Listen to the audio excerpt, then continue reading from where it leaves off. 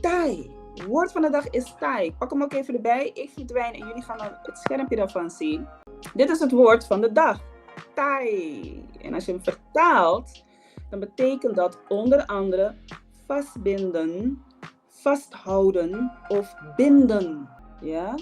In het Surinaams is het gebruikelijk dat wanneer je het hebt over een werkwoord, als je dan het voorzet zo fu ervoor zet. Hoeft niet altijd, maar het is iets wat wel gebruikelijk is. Fu tai. Fu tai wansangi.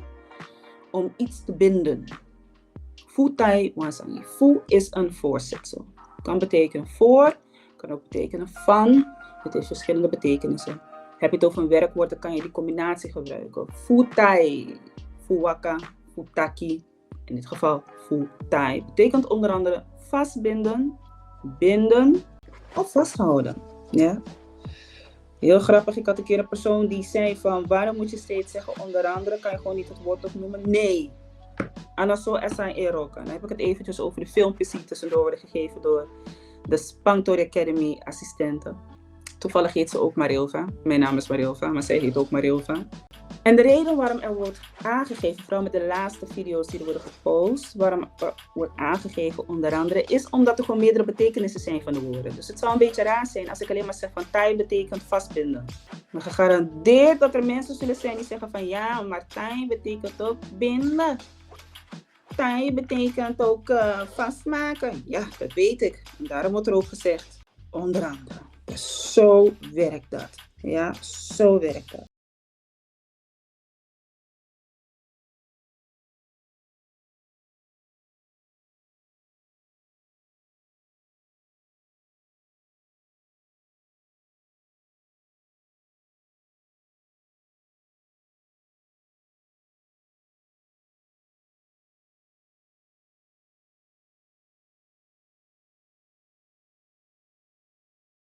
Wisten jullie, misschien zullen er mensen zijn die het weten, maar ik weet dat er heel veel mensen die bijvoorbeeld hier in Nederland zijn en van Surinaamse afkomst zijn, die weten dus niet dat Sayu e Thai betekent, hoe gaat het met jou? En toen begon ik eens na te denken, ik dacht van waar heb ik dat nou eens eerder gehoord? Waar heb ik nou eens eerder gehoord?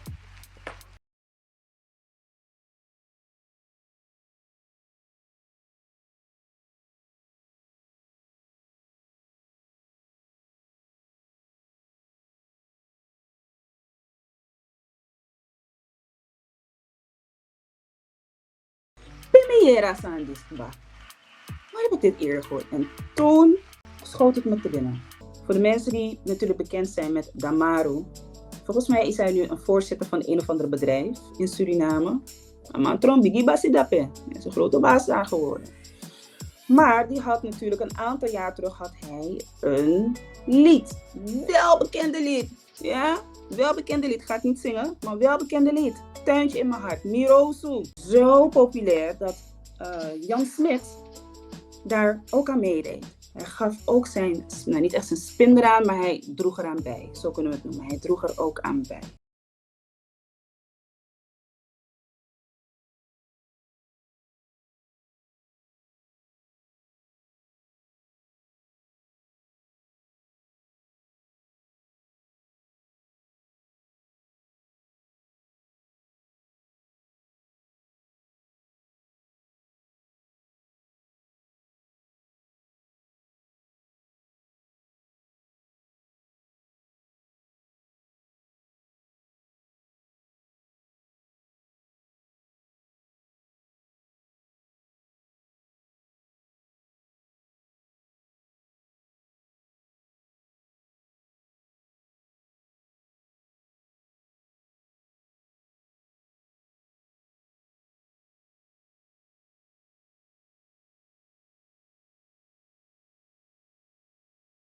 Ja, als er maar één betekenis is van een woord, dan ga je er niet meer van kunnen maken.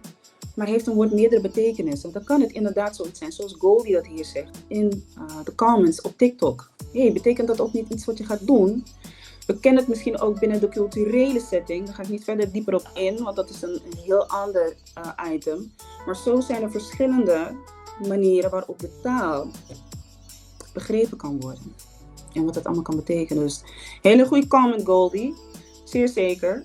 Wat ik verder ook hierin zie, wat ik dus ook wilde delen, is dus dat stukje van Damaru. Tuintje, maar ik heb een tuintje in mijn hart, maar alleen voor jou. En zo gaat het door.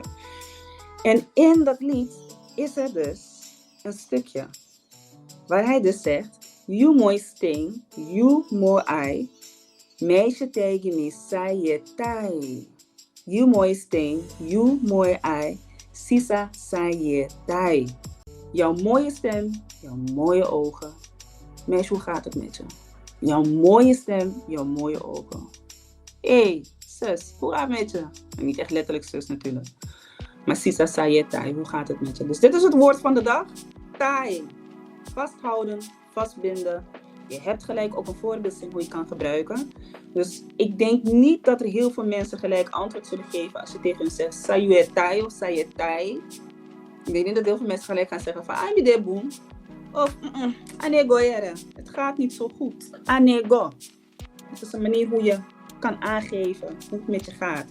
Mi de boom. Het gaat goed met me. Ego. Het gaat goed. Anego jere. Het loopt niet zo lekker. Er zijn verschillende manieren hoe je dat zou kunnen aangeven. Precies, dus dat was het woord van de dag. Gaan we door naar de volgende item toe. En dat heeft te maken met een bepaald woord. We zijn nog een beetje aan het doorsudderen over straattaal. Ik vind dat eigenlijk wel een heel mooi onderwerp. Gisteren had ik het erover dat met straattaal natuurlijk heel wat commotie tevoorschijn is gekomen. Heel veel mensen die natuurlijk daar iets over te zeggen hebben gehad. Iedereen die daar een mening over heeft gehad. En wat daar veel mee te maken heeft, natuurlijk, is de wijze waarop men kijkt. De wijze waarop men natuurlijk de Surinaamse taal omschrijft. En dat gaat dan specifiek om het woord taki. Nog specifieker, taki-taki. Taki, voor de mensen die niet weten wat taki is, kan me haast niet voorstellen, want het wordt geleend vanuit de Surinaamse taal. We kennen natuurlijk taki-taki en voor een hele lange tijd, is de Surinaamse taal ook omschreven als taki-taki taal. Dat heeft natuurlijk een oorsprong, daar gaan we een beetje ook over hebben. Maar wat ik wel interessant vond, is om wat dieper te kijken naar het woord taki. Voor de meeste mensen die ermee bekend zijn, de Surinaamse taal is zowat 17e, 18e eeuw ontstaan. En het is natuurlijk een taal wat ontstaan is met de Afrikaanse verschillende talen als basis. Maar natuurlijk door de transatlantische slavernij die plaats heeft gevonden, is daar natuurlijk ook een mix van andere talen ingekomen. We spreken dan over Spaans, Frans, Nederlands en ook natuurlijk het Engels. En als je kijkt naar Suriname, dat eerst onder Engels bewind was, Verenigd Koninkrijk, en later onder het Nederlands bewind, hebben die twee talen ontzettend veel invloed gehad op de wijze waarop wij natuurlijk Surinaams kennen. Nou, het leuke van het woord taki, als je dat vergelijkt met de andere Engels gebaseerde Creooltalen, dus dan hebben we het over Patois, Creool, we hebben het over de andere gebieden, het Brits-Guyana, waar Engeland heel erg heerste. Daar heb je dus niet taki, afleid van het woord talk, moet ik eigenlijk zeggen. Talk, to talk. Praten, spreken. Daar heb je juist C. C. C. C. S-E-S-E-Y. Dat is wat je meer daar zal aantreffen. En dat heeft natuurlijk te maken met de splitsing. Waar er nog best wel veel invloed was van de Engelse taal. En op een gegeven moment die overschakeling. Nederland had een ruil gemaakt. Nederland had tegen Engeland gezegd van, jij krijgt Nieuw Amsterdam in Amerika. Wij willen Suriname hebben. Dit extra na. Ja. Daarvoor hebben nog wat strijd heeft er afgespeeld. Misschien zo'n streebende. Maar uiteindelijk kwam het onder het Nederlands bewind. Taki is ook iets wat natuurlijk in andere talen ook zichtbaar is. We hebben natuurlijk het Japans. Daar komt taki ook voor. Ik weet niet of ik het dan ook op dezelfde manier uitspreek of dat ik het anders moet zeggen taki of anders. Maar daar heeft het de betekenis waterval. In het Arabisch komt het ook voor. Maori's komt het ook voor. En ook in het Afrikaans, wat in Zuid-Afrika wordt gesproken. Dat zijn natuurlijk de oorspronkelijke talen van de mensen die in Zuid-Afrika leven. En je hebt het Afrikaans. Toen Nederland met hun schepen, hun grote schepen, naar Zuid-Afrika gingen, En zegt daar gingen planten, hadden zij het Afrikaans. Wat een grote invloed heeft natuurlijk vanuit het Nederlands. Daar betekent het woord taki, of eigenlijk takkies, tekkies, T-E-K-K-I-E-S, of takkies, T-A-K-I-S, dat zijn gimpies. Wij zeggen patas, met wij bedoel ik mensen van Surinaamse afkomst, Surinamers, zeggen patas voor gimpen. Ook niet een onbekend woord voor de velen van jullie. Het wordt namelijk geleend uit de Surinaamse taal in het straattaal. Takkie is ook een woord dat geleend wordt uit de Surinaamse taal naar straattaal. Waarom zeg ik dat zo? Omdat het oorspronkelijk natuurlijk hoort bij de Surinaamse taal. Dus daarom zeg ik, jullie hebben het geleend uit de Surinaamse taal naar de Nederlandse taal. Dus zo kennen we dat eigenlijk. Het heeft verschillende betekenissen. We zullen meerdere woorden natuurlijk tegenkomen die in verschillende talen een andere betekenis hebben. Dus ik dacht van, dit is wel een leuk weetje. Dat is niet alles wat ik het over wil hebben. Wat het bijzondere aan dat woord namelijk, taki, wat afleidt van talk, is het volgende. Als je kijkt naar het basiswoord waar het van af zou kunnen zijn geleid. Mijn god, woord toe en voor me over het idee. Ik ben gevecht met die woorden vandaag. Komt natuurlijk van het woord talk. Wat er veel ontstond door de slavenhouders die in contact waren met de tot slaafgemaakten, is dat er een versimpeling ontstond van woorden. Dus woorden die vanuit het Engels gekruist, gemixt werden met West-Afrikaanse talen. En wat ze dan deden, is dat ze dus er nog extra klinker erbij zetten. Als je kijkt naar talk, er zit maar één klinker in een hele grote mix van, een mix van medeklinkers. En door bij vele woorden, denk bijvoorbeeld aan taki, sabi, waka, waka, walk, waka. Wat er werd gedaan is dat er dan nog een klinker erachter werd gezet om het simplistischer te maken, gangbaarder te maken. Wist ik helemaal niet. Vond ik wel heel interessant. Daar hebben ze ook een heel bijzonder woord voor om dat te doen. En dat noemen ze dan een paragogische klinker. Dus een paragogische klinker wordt erachter geplaatst om ervoor te zorgen dat die cluster aan medeklinkers nog een extra klinkertje erachter krijgt. En het zorgt voor een vereenvoudiging van dat woord. Taki, waka, sabi. En zo zijn er nog heel wat woorden die we misschien daaruit kunnen halen. En waar het ook mee te maken had, is, je kan je natuurlijk voorstellen in die tijd, 17e, 18e eeuw, een hele mix van verschillende mensen vanuit het West-Afrikaans gebied die tot slaaf werden gemaakt en mee werden genomen naar, over de Transatlantische Oceaan naar de nieuwe wereld. Ja, naar de nieuwe wereld. Toen ze daar aankwamen, zijn dat natuurlijk allemaal verschillende stammen geweest. Allemaal verschillende stammen. Bepaalde stammen zijn er nog steeds. Die kan je weer vinden diep in het binnenland van Suriname. Die nog steeds hun eigen cultuur, hun eigen taal hebben behouden. De meeste van ons zullen dat niet kunnen verstaan. Ik kan iets ervan oppikken, maar ik ga niet een heel gesprek daarin houden. En ik ga me er ook niet aan wagen. Met alle respect ga ik dat niet doen. Maar er zijn wel mensen die natuurlijk zich vast hebben gehouden aan hun eigen taal. Ze hebben dat met hen meegenomen. Ze hebben dat gekoesterd. Ze hebben dat bewaard. Ze hebben dat beschermd. En dat kon ook alleen maar door juist diep in het binnenland daar naartoe te trekken, weg te lopen en zich daar te vestigen.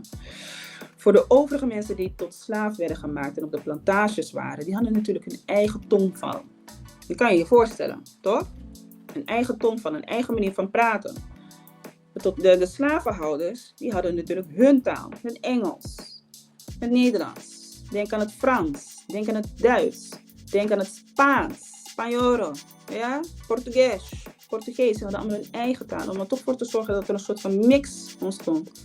Dan heb je dus de pidgin-talen die er nog ontstonden. Mix van Creoolse talen. Ik hou echt niet van het woord Creools. Ik persoonlijk niet, maar het wordt zo genoemd Creoolse talen. En Europese talen. Er ontstond er een mix van. Dus dat die toevoeging van die klinker zorgde dus eigenlijk voor dat mensen dus makkelijker woorden konden uitspreken. Er ontstond dus natuurlijk een taal, een vereenvoudiging, maar ook het klopte ook met de wijze waarop woorden werden gesproken. Dus dat had zeker wel een functie. Dat. Zeker wel. Dus voor de mensen die zich afvragen van taki, sabi, ja, we weten wel dat het van een taal afkomstig is natuurlijk. andere woorden die we terug kunnen vinden naar het Spaans toe. Andere woorden die we terug kunnen vinden naar het Portugees toe. En zo gaat dat door. Dat heeft dus een bepaalde bedoeling. Dat heeft dus echt een functie gehad. Het was er om ervoor te zorgen dat we allemaal eenvoudiger met elkaar konden spreken. En ergens werd men dus toch geconfronteerd met het feit dat je te maken had met mensen, destijds tot slaaf gemaakt. Maar je had te maken met mensen die ook hun eigen taal en tongval hadden. Dus om het makkelijker te maken, werd dat dus gedaan. Hele andere Creoolse talen die je vooral in het Caraïbisch gebied, maar ook in het zuidelijke gedeelte van Noord-Amerika nog terug kan vinden. Die nog gesproken worden. Die gekoesterd worden. Dus dat is eigenlijk de achterliggende gedachte van het woord taki. Dat is de oorsprong. Ja, oorsprong van het woord. Maar hier is het punt waar we naartoe gaan. Waarvan ik zeg, we gaan een beetje door blijven sudderen in het gebied van straattaal. Wanneer we gaan kijken naar het woord taki-taki. En vandaag de dag heeft het nog steeds een negatieve connotatie. Nou, de reden waarom het een negatieve connotatie heeft, is omdat het vroeger werd het nu terug gebruikt als een bijvoeglijk naamwoord voor het Sranang, Surinaams, ofwel het Sranang Tongo. Maar destijds werd het dus zeker gebruikt als een bijvoeglijk naamwoord daarvan, maar niet op een leuke wijze. Absoluut niet. Absoluut niet. Toen het in het beheer kwam, Suriname in het beheer kwam van Nederland, ja, werd het eigenlijk gebruikt om mensen daarmee te vernederen. Het gebeurde al heel veel tijdens die periode. Maar daarom heeft het ook zo'n slechte connotatie. Het werd gebruikt om mensen te vernederen. Het werd gebruikt om ook aan te geven, jullie spreken in een gebroken Engels. Want Nederland had natuurlijk Suriname overgenomen van Engeland. Jullie spreken in een gebroken Engels. En dat was alleen maar eigenlijk om meer zout in de wonden te wrijven van wat jullie spreken. Dat slaat nergens op. Het is kinderachtig, het is kinderlijk, het is simplistisch. Het is zo eenvoudig, ja. En het wordt ook black tongue genoemd. Black tongue, zwarte taal. Ja, zwarte taal. Wanneer je dit soort dingen begint te achterhalen, dan krijg je echt zoiets van wow. Er zit echt wel iets meer achter. Er zit zeker wel een verhaal achter. En het is ook belangrijk voor mensen om onder woorden te kunnen brengen waarom dingen best wel vervelend kunnen overkomen. En soms kan je het ook niet onder woorden brengen waarom dat zo is. Vaak krijg je gewoon ergens een naar gevoel bij. En je denkt bij jezelf, ja, maar waarom voel ik me daar zo naar bij? Het geldt niet voor iedereen. Ja, we hoeven niet iedereen over één kam te scheren. Maar je kan je wel voorstellen dat voor vele mensen die de taal dagelijks spreken, veelvuldig spreken, veelvoudig spreken, dan kan het wel zo zijn dat ze zoiets hebben van, maar voor mij voelt dat niet zo lekker als mensen zeggen van, dat is toch taki-taki taal. Dat is de reden waarom dat zo is. Omdat het altijd een negatieve connotatie heeft gehad. Het heeft altijd een connotatie gehad waarbij mensen, en daar bedoel ik dus bij, toen het onder Nederlands bewind was, was de bedoeling dat de tot slaafgemaakten vernederd werden. Dat was gewoon dagelijkse kost. En een van de wijzen waarop dat werd gedaan is door dit soort dingen te zeggen. Het is taki-taki taal wat jullie spreken. Ja? Simplistisch, kinderlijk, eenvoudig, gebroken Engels, black tongue. Letterlijk vertaald naar het Nederlands, zwarte tong. Ja? Het werd dus ook ningere tongen. Nou, tegenwoordig zegt men ook niet meer het woord ningere, wat neger betekent. Ningere betekent neger. Hier en daar zal je nog mensen dat horen zeggen. Ik zelf zeg het niet. Ik ben er ook geen fan van. Omdat het woord neger, als je daar weer de geschiedenis van gaat bekijken, is dat ook weer iets wat natuurlijk helemaal teruggrijpt naar de tijd waar de mensen tot slaaf werden gemaakt. En er werd eigenlijk benoemd als een woord om de huidskleur van de mensen te beschrijven. Daarvoor werd het genoemd, om de huidskleur van de mensen te beschrijven. Want neger is niet een stam, het is niet een volk, het is niet een cultuur. Het was letterlijk gewoon een benaming van een aantal mensen die allemaal de donkere huid hadden. Neger, negra, zwart. Negras, zwart. Zwarte. Vernederend en ook verminderend eigenlijk. Mensen te verminderen in hun bestaan. Daar komt het eigenlijk vandaan. Maar het werd op zo'n manier destijds gebruikt. En ik hoop dat daarbij dus natuurlijk ook een beeld wordt gecreëerd van that makes sense. Dat is nu wel logisch waarom het zo'n slechte connotatie. Het is logisch. No me grabasahi, no me verstaan sa de desma e4 wan fasi te taki. Nu begrijp ik wanneer mensen zich een bepaald gevoel erbij krijgen wanneer mensen zegt taki. Het heeft nooit een positieve betekenis gehad. En het heeft ook nooit een positieve betekenis kunnen krijgen. Moet ik wel een kanttekening daarbij plaatsen. Door de eeuwen heen, want de taal, Surinaamse taal, mens zegt het is eind 17e eeuw, begin 18e eeuw is het ontstaan. Door de jaren heen heeft het zich natuurlijk ontwikkeld. Dus bepaalde woorden hebben ook andere betekenissen gekregen. Bepaalde zinnen die er destijds werden gezegd, die zeggen we nu echt absoluut niet meer binnen de Surinaamse taal. En als je nu kijkt naar de huidige vocabulaire, zijn ook heel wat woorden bijgevoegd. Pantori Academy is nu ook voor jouw kinderen aanwezig. Kom naar de website van Pantori Academy en vind daar verschillende leermiddelen tussen 4 en 13 jaar oud. Waar wacht je nog op? Meld je nu aan voor een korte proeftijd. En wie weet ben jij straks lid van Pantori Academy Kids. Zien we je gauw daar? Ga naar de website via de link in de bio. Tot dan! Ik zag er net een comment van Goldie. Goldie zei van ja, vroeger werd het ook 9 Engels genoemd. Daar heb je het al. Daar heb je het verband er al mee. Vroeger werd het 9 Engels genoemd. En werd het zelfs ook bestraft om het 9 Engels te spreken.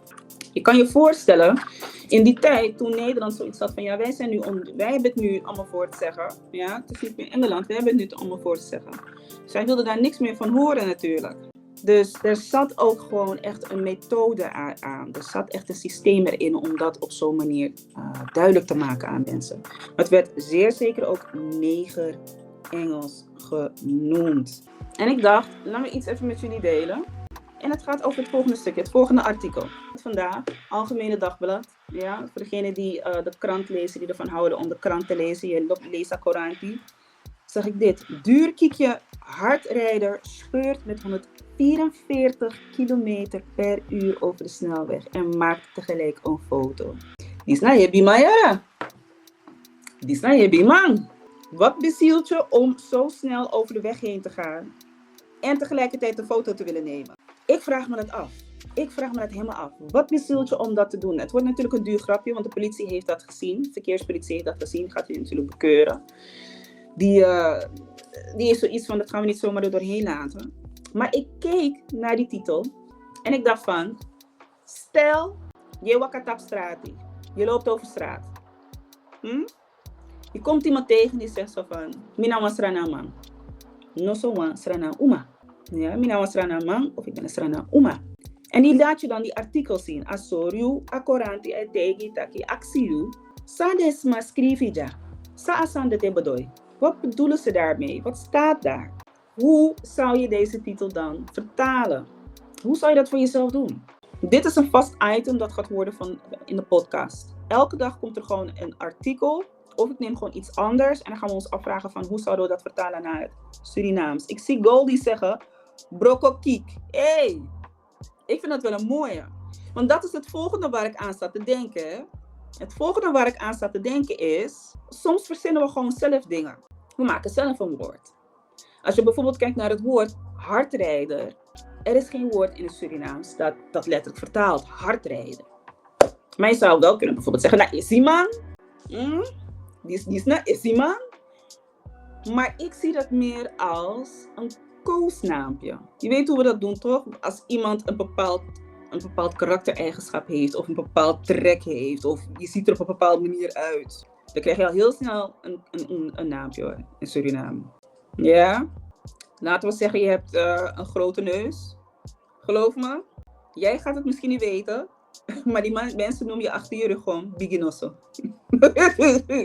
Ja, je gaat heel snel een naampje krijgen. Je hoeft je niet druk te maken van, hebben mensen een naampje voor mij? Je gaat het niet weten. Je gaat er niet achter komen. Je mag doen en laten wat je wil. Je gaat er niet achter komen. Maar ik zou eerder daaraan denken. Hardrijden. Dat is man jere. Nos do enawagi. Amandis na is man. of naar is die man. Wat ik daar heb gezegd is, ga niet in die wagen zitten hoor. Ga niet meerijden met die persoon. Die persoon is een hardrijder. Die persoon rijdt ontzettend hard. Daar is waar ik naartoe zou gaan. Maar wat ik de laatste jaren heb geleerd over de Surinaamse taal, is dat wij eigenlijk gewoon een beetje af moeten stappen naar hoe vertaal je dat letterlijk, naar hoe zou je het gewoon zeggen in het Surinaams. En dat is ietsje moeilijker. Want, laten we eerlijk wezen, als je bent geboren en getogen in Nederland of in een ander land, dan is de eerste taal waar je in denkt is natuurlijk Nederlands. Nederlands. Laat me kijken. Goldie doet een poging. Oh, dat vind ik leuk. Laten we even kijken wat ze zegt. Aman e priti nanga, dan ga ik het op Surinaams zeggen, 100 nanga 14 na 4 kilometer abra apasi en I make one foto of printi. Of is het priti? Zal ik heel eerlijk zijn, ik zat er ook een beetje over na te denken van, kunnen we dat inderdaad zeggen? Ama prita pasi. Ik vind het wel een goede poging. Vind ik wel. Want we zouden het inderdaad zo kunnen vertalen. Ama ere. Zo gevaarlijk. Ama ere is esi. Dat prita hier passie. En dat is natuurlijk niet letterlijk.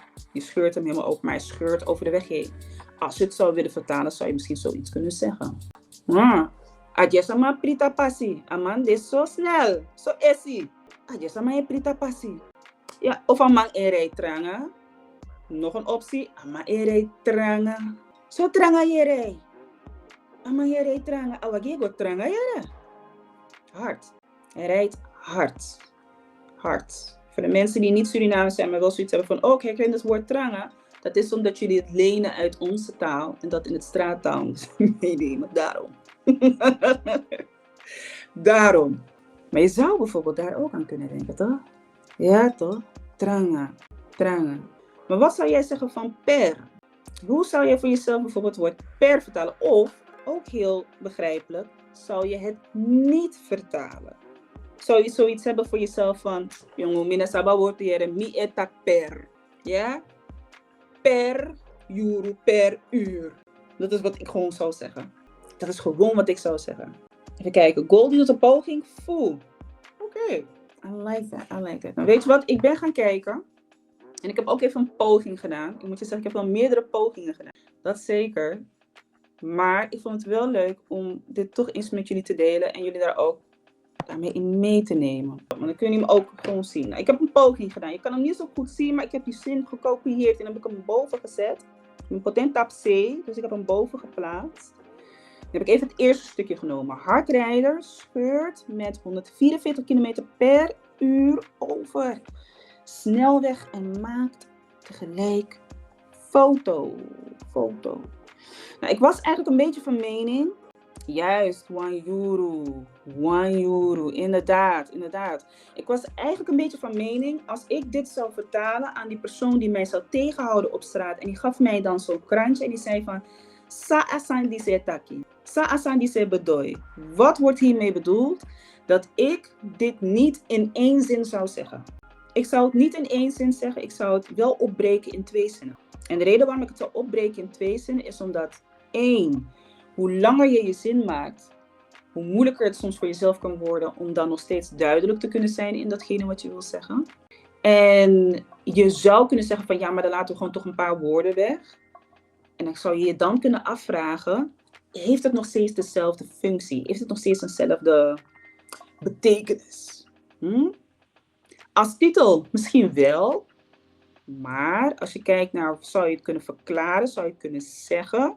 Nee, dan heeft het misschien niet meer diezelfde betekenis. Dus als ik die persoon zou spreken, zou ik zeggen van, de eerste zin, dan zou ik het daar alvast zeggen van, in het Surinaams, als je ziet staan Su, dat betekent Surinaams en L betekent Nederlands. Laten we kijken naar die eerste zin. Wan man tiri wan auto boem esi.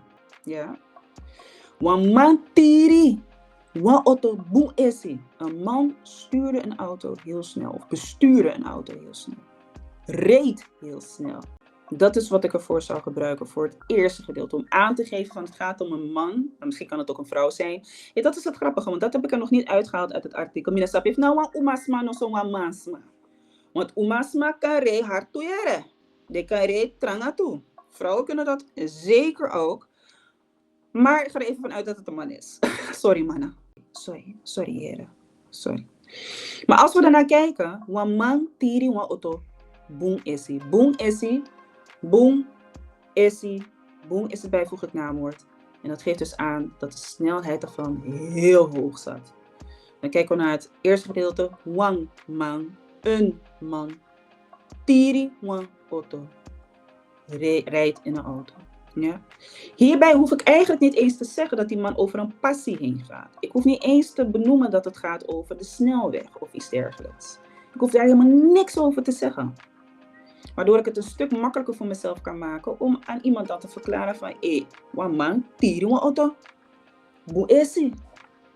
Maar we kunnen dan gelijk al bedenken van het moet ergens zijn over een snelweg heen of over een weg heen. Dus ik hoef niet eens te zeggen snelweg, dat hoef ik niet eens te vertalen.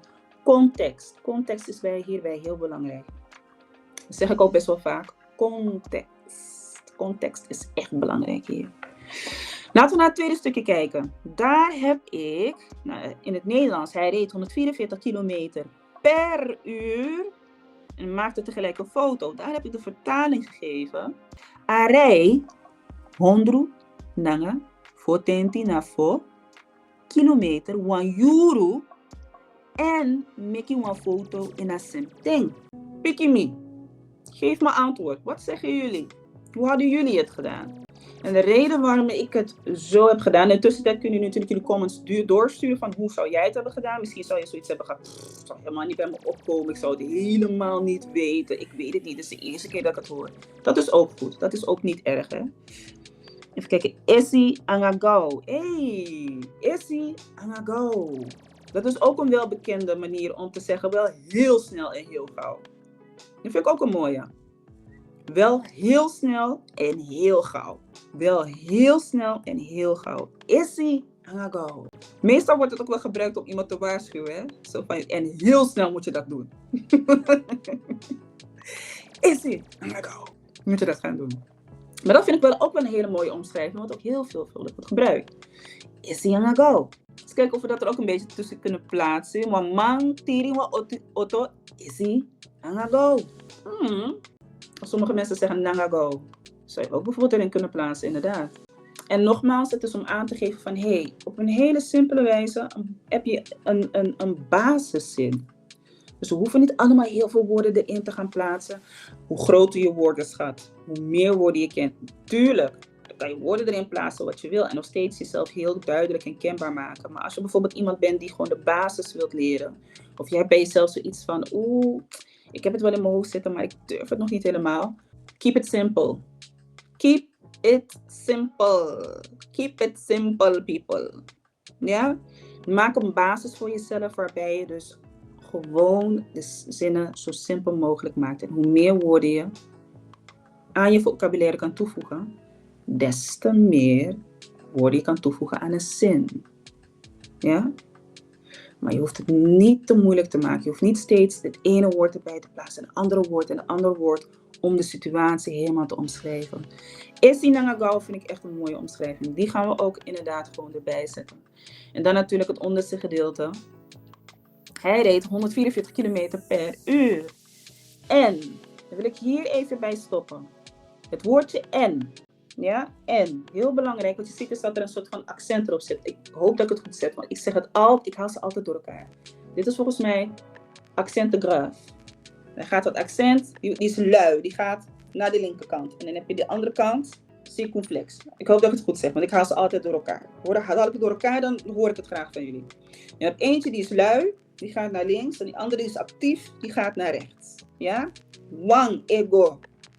Kruktusei atrawa ego. Letsei. De ene gaat naar de linkerkant, de andere gaat naar de rechterkant. Wanneer je iets ziet naar de linkerkant, dan heb je dus die korte e. En, e. En de reden waarom het hier dus wel met die accent grave wordt vermeld, als ik het er niet bij zou zetten, dan krijg je iets anders te zien. Ik ben benieuwd of jullie dan precies hetzelfde zien als wat ik dan zou zien. En je mag je antwoord gewoon droppen in de comments. Je mag meekijken, je mag meedenken. Ik kan niet ruiken wat je dan denkt. Ik heb liever dat je het gewoon in de comments zet, want dan kan ik het zien. En het is een safe space. Hè. Zelfs in de podcast hier is het een safe space. Je mag gewoon antwoord geven, want er gaan geen mensen hier zitten uitleggen. Je bent hier gekomen om gewoon lekker deel te nemen. Lekker luchtig. En ook iets om te leren. Wat zou er gebeuren met dat woord als ik die accenten graaf weg zou halen? Dus die luie teken erop. Ik ben benieuwd of jullie dat zien. Konuku even umanshen. Konuku even umanshen. In de tussentijd ga ik even kijken op Insta. Ja, ga ik even kijken op Insta. Zijn er mensen die daar het misschien weten? Dan hoor ik het graag van jullie. Ja. Mensen op Facebook, laat je comments daarachter. Dan we weten wat jullie daarover zeggen. Ja, hier. Wat zou er gebeuren met dat woord en als je die accenten van afhaalt? Zodra die accent graaf erop blijft, dan heb je natuurlijk en. Dus dan vertaalt het zich ook naar en, tussenvoegsel en. Maar haal je die accenten graaf eraf, dan krijg je ing. Hij, zij, het. Ing of a refereert naar hij, zij, het. Ik wilde een hint geven door te zeggen van kijk eens naar het woordje a. Want a refereert naar de persoon die aan het rijden is, de hardrijder. Ja? Daar kijken we dus naar. A, rij. Hij reed of zij reed. Maar zou daar staan gewoon en zonder die accent graaf, dus die luie teken naar links, dan krijg je dus gewoon ing te staan. En dan ga ik gewoon ing lezen. Ik ga niet lezen en. Dan je leest ing. En dan leest die zin ook niet lekker. Laten we het eens proberen. Want als je dan zou je zeggen, arei 100 nanga voor 10 voor kilometer 1 euro in meki 1 foto in een semteng. Dat klinkt niet lekker. Dat is niet een lekker lopend zin. Alleen al door die accent kan het dus al een hele andere betekenis krijgen. Alleen al door die accent kan het ervoor zorgen dat je dingen anders uitspreekt en dus ook een andere bedoeling erdoor krijgt. Dit is hoe ik het zou vertalen. Dit is wat ik ervan zou maken. Dus stel ik word aangehouden door een mevrouw of door een meneer en die zegt van moet je luisteren. Wat staat hier? Sadismai bedoel nanga pisdisi.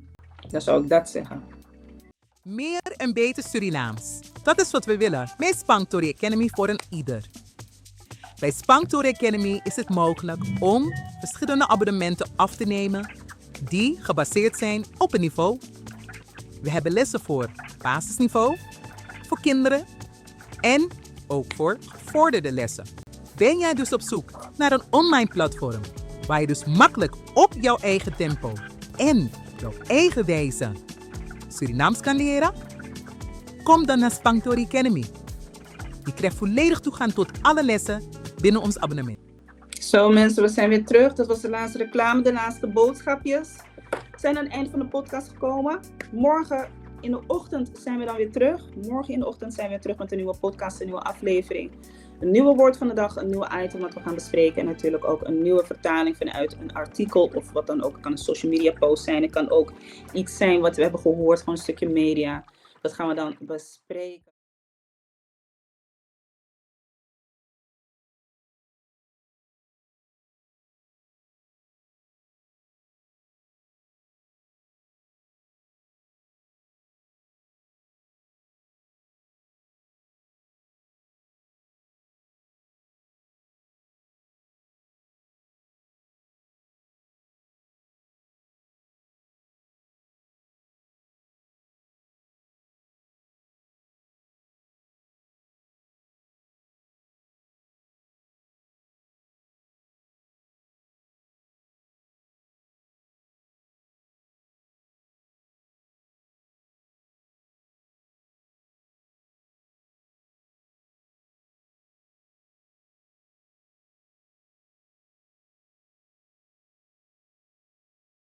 Stuur je vraag naar media, media, @spanktoriacademy.com.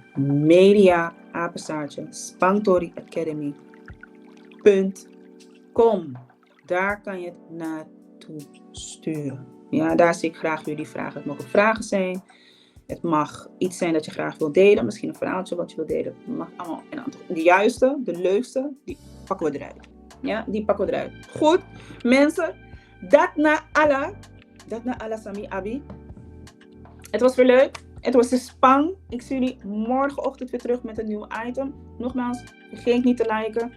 Hierboven zie je nog de QR-code. Je hebt nog een kans om ons te kunnen ondersteunen. Alle beetjes helpen. Alles is 1 cent. Ja, alles is 1 cent. Mis na 1 centie. Mis na 1.000 euro.